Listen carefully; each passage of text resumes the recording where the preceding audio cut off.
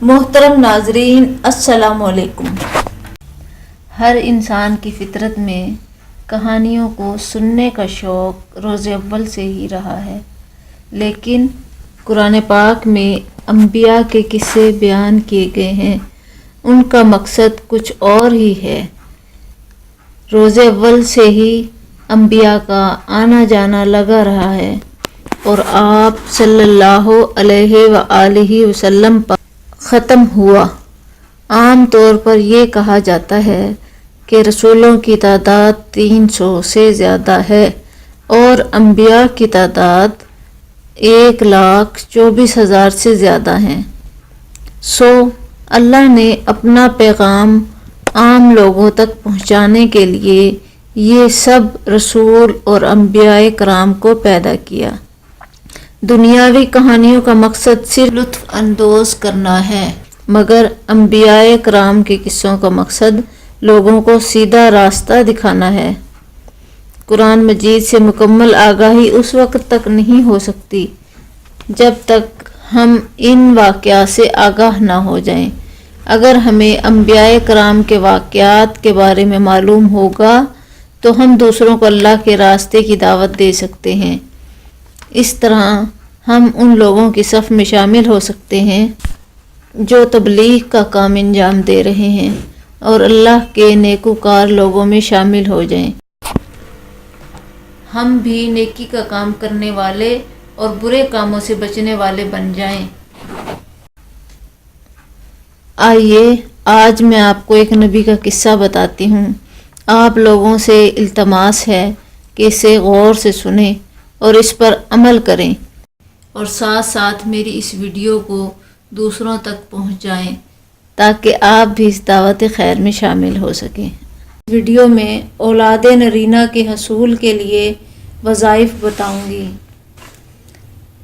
ہمارے معاشرے میں بہت سارے لوگ ایسے ہیں جن کے پاس اللہ کی رحمت تو ہے، یعنی بیٹیاں، لیکن وہ ساتھ ساتھ ہی اللہ کے نعمت سے محروم ہیں، یعنی بیٹے سے محروم ہیں، اور اس کے لیے وہ کچھ اسلامی وظائف یا اسلامی حل چاہتے ہیں۔ لیکن اس کا یہ مطلب ہرگز نہیں ہونا چاہیے کہ آپ بیٹی کی خواہش میں بیٹیوں کے حقوق تک بھول جائیں۔ ہمیں اس حدیث مبارکہ کو نہیں بھولنا چاہیے کہ آپ صلی اللہ علیہ وآلہ وسلم نے فرمایا کہ جو شخص اپنی 2 بیٹیوں کی اچھی پرورش کرے گا وہ میرے ساتھ جنت میں یوں ہوگا جیسا کہ یہ میری 2 انگلیاں۔ لہٰذا جو اللہ نے آپ کو رحمت یعنی بیٹی سے نوازا ہے اس کی بھی قدر کریں کہ یہی بیٹیاں آپ کے لیے بخشش کا ذریعہ بنیں گی۔ جبکہ اولاد کی خواہش انبیاء کرام نے بھی کی ہے، جیسا کہ حضرت ابراہیم علیہ السلام نے حضرت اسماعیل علیہ السلام کے لیے کی، حضرت زکریا علیہ السلام نے حضرت یحییٰ علیہ السلام کے لیے کی۔ حضرت زکریا علیہ السلام نے اللہ تعالیٰ سے اولاد کے لیے دعا کی جبکہ اس وقت ان کی عمر 100 سال کی تھی۔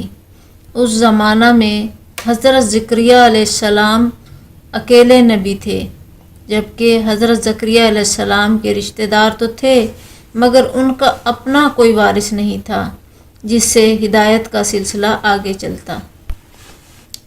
اس کے ساتھ ساتھ حضرت زکریا علیہ السلام کی بیوی بھی بانجھ تھی، لہٰذا حضرت زکریا علیہ السلام نے اللہ تعالیٰ سے دعا کی کہ اے میرے رب مجھے اولاد نرینہ عطا کر۔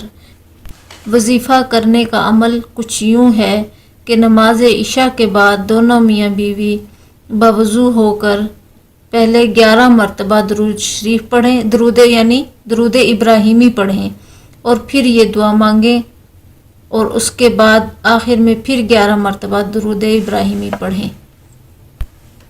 اعوذ باللہ من الشیطان الرجیم، بسم اللہ الرحمن الرحیم۔ اللہم صلی علی محمد وعلی آل محمد کما صلیت علی ابراہیم وعلی آل ابراہیم انک حمید مجید۔ اللہم بارک علی محمد وعلی آل محمد کما بارکت علی ابراہیم وعلی آل ابراہیم انک حمید مجید۔ دعا یہ ہے، پارہ نمبر 17 میں اور رکوع نمبر 6 میں اس طرح سے ہے: ربی لا تذرنی فردا وانت خیر الوارثین۔